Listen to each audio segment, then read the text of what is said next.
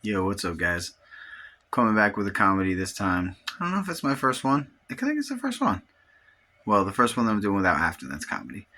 And I decided to go with Deuce Bigalow, Male Gigolo.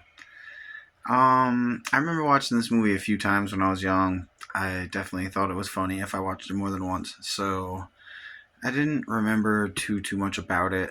And I just remember it being, very silly, maybe a little bit crass, which it is.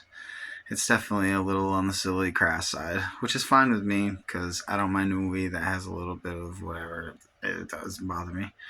So, Rob Schneider in this movie is really dumb.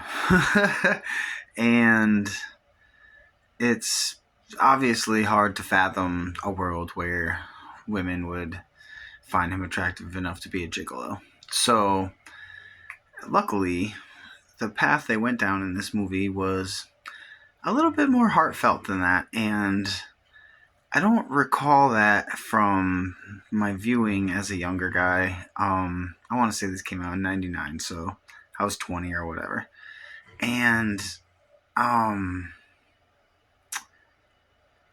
it's got a lot of heart, a lot more than I thought it was going to have, because it's a movie about a gigolo, and obviously, prostitution, whether it's male or female, is not really it's not a love laden proposition. So I was kind of expecting the film to not have as much heart as it ended up having.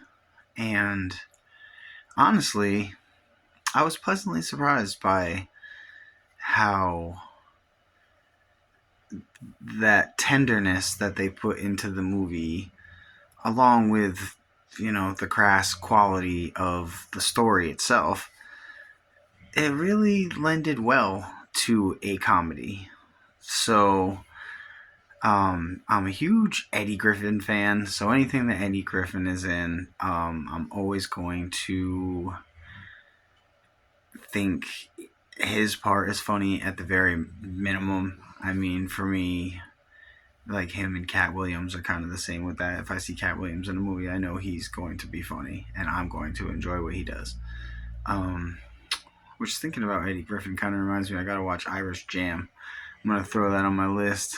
If you've never seen Irish Jam, I always thought that movie was funny. So,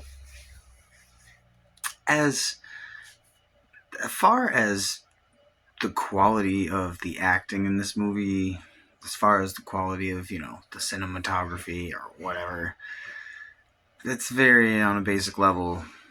There is nothing particularly special about this story. There's nothing particularly special about the way it was shot or anything. There's no cool camera angles. There's no interesting pullaways, or it's just as basic as you can be. But like I said earlier, it does have a lot of heartfelt quality to what ultimately turns into a tale of kind of like women coming to accept who they are. And yeah, it was worth a watch. I'm not going to say it's a good movie because it's not a particularly good movie, but it's not as just like baseless and pointless and gross as I maybe thought it was going to be. You know, more like a guy movie. I think, a woman with a good sense of humor would probably enjoy this movie. So you might be able to throw it in there on a date night and work it out if she's a little bit quirky. um, so I look at this movie and I say, as an overall matter, I'm going to give it a 7. I can't recommend that everybody watch this movie, but I can recommend. Jeez, I'm Shadow. You're okay.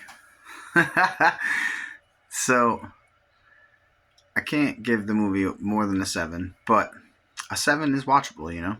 If you enjoy a funny little comedy, or if you think Rob Schneider's funny, give it a rewatch, or give it a first time watch.